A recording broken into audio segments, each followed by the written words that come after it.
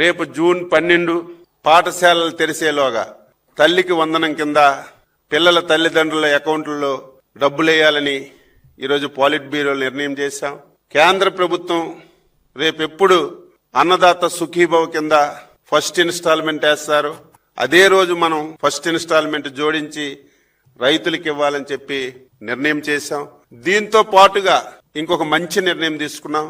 రేపా ఎల్లుండా 10 రోజుల్లో రాష్ట్ర ముఖ్యమంత్రి గారు, జాతీయ పార్టీ అధ్యక్షులు ఈ 12 మాసాల్లో ఏ నెలలో ఏ సంక్షేమ పథకం ఇస్తాం, ఏ తారీఖుని ఇస్తామనేది ఒక సంవత్సరం క్యాలెండర్ కూడా వీలైనంత త్వరగా ముఖ్యమంత్రి గారు సంక్షేమ పథకాలు ఏదైతే సూపర్ 6లో గాని ఏదైతే మనం హామీలు ఇచ్చామో ఒక్కొక్క మంత్ ఒక్కొక్క సంక్షేమ పథకాన్ని అమలు చేయాలని 12 మాసాల క్యాలెండర్ కూడా వీలైనంత తొందరగా ఇస్తామని చెప్పి సందర్భంగా తెలియచేస్తున్నాను. 11 మాసాల్లో 8.50 లక్షల పెట్టుబడులు వచ్చాయి. అవన్నీ అమలు జరిగే విధంగా మనం అనుకున్నటువంటి 20 లక్షల ఉద్యోగాలు ప్రతి ఒక్కరికి ఇవ్వాలి.